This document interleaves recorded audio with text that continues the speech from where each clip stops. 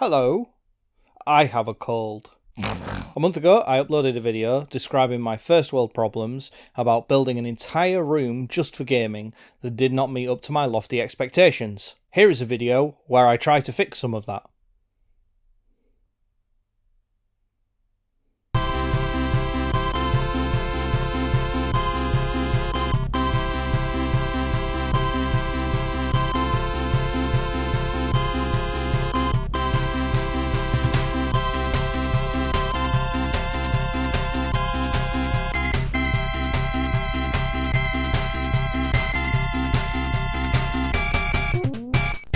First job I decided to tackle was to remove all of the dead LED strips which were festooned throughout the whole room, running up the walls and underneath the bench and just generally everywhere. This caused a couple of problems, as you might imagine.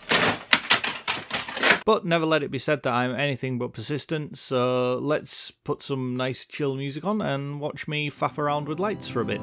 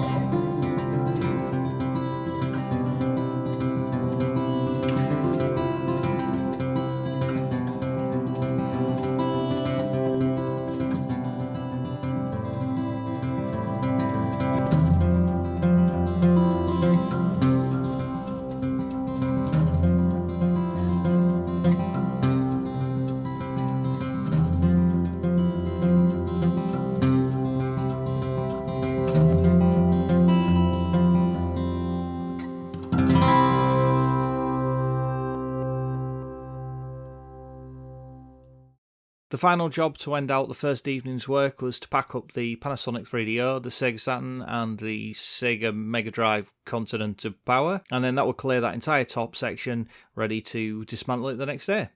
The next day.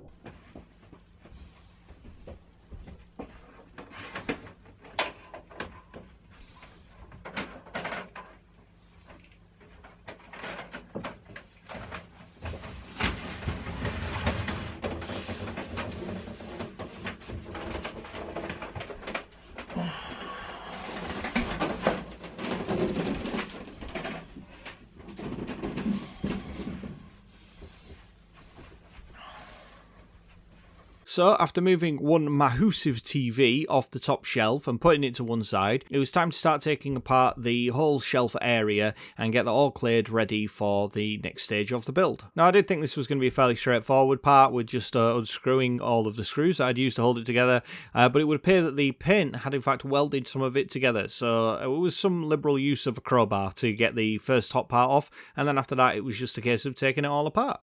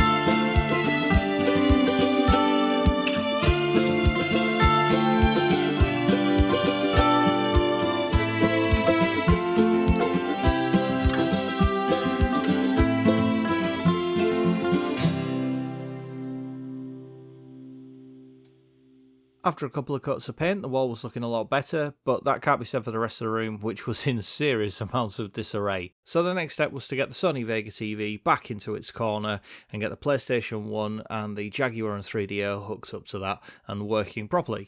The next job I wanted to tackle was a flat screen telly. I bought a floor stand with the idea that that would go flush up against the wall, and then I would put the TV stand and the shelf up against it, and then that way the TV wouldn't have to be kind of attached to the wall. What with it being a plasterboard wall, I was not 100% confident would be able to take the weight of a TV. So I built the unit and I set it up against the wall, and I attached the new TV that I'd bought, which was a 32-inch flat screen TV. When I attached it to the stand, it looked absolutely ridiculous and it looked tiny. It was a little postage stamp TV. I thought the 32-inch was, a reasonable size, but it would appear that when it is like your main TV up against the wall, it's actually about the size of a postage stamp. So I was not hugely happy with that. I then went out and bought a much larger TV, which is a 43-inch TV. I then attached that to the same stand and the same bracket, and it looked absolutely atrocious. It still looked ridiculous. While the TV looked better for size-wise, it was still stood too far away from the wall. Once you took into account the skirting board and the size of the actual the moving mechanism for the TV and all that, it just looked really, really daft and iffy. So what I decided I was going to do was I built a wooden frame that I was then going to mount to the wall, which would spread the load, and then I would mount the mounting system that had come with the stand to that, and then hopefully get that a little bit flusher against the wall. And when it was done, I think it all came together and looked pretty good. Thousands of tears later. Did you see all the shots of my belly and how sweaty my back was? That was one side of the room done, so now it was time for me to get on and fix the other side.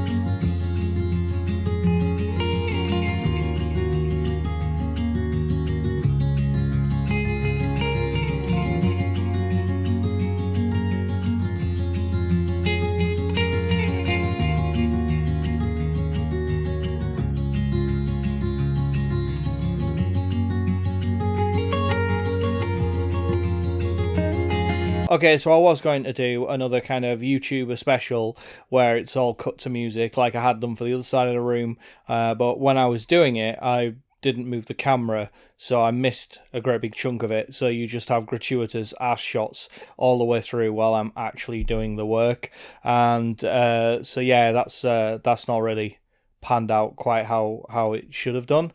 But anyway, here's the end result. As you can see, we now have the TV up on its own stand, just about making room for the Amiga 1200. We also have the Amiga 500, the Spectrum and the ZX81 up on their own little display shelves now, and an extra Mega Drive there just because. Behind the computer, I mounted my capture card and my upscaler just to the wall, just to make streaming a little bit easier. You can see I've got a 360 set up there. And then to fill the gaps in the wall up here, we put some pictures that I've had in storage for a little while. And then we've got the TV and then all of the consoles all laid out so you can actually see them now and get to them, and it makes it easier to play with them. The eagle-eyed among you will have noticed that there is in fact 9 ports under the TV for HDMI, but only 3 in use. And if you want to find out how I'm going to change that, you should follow me. Hey, did you like what I did at the end there? That was dead YouTuber, that, wasn't it? This is why they all left, isn't it? This is why you don't have any friends in real life, and you're forced to pursue parasocial relationships, desperately seeking the attention and approval of complete strangers on the internet. Don't do it. Don't say it. Don't say it. Don't say it. If you liked the video, don't forget to like, comment, and subscribe.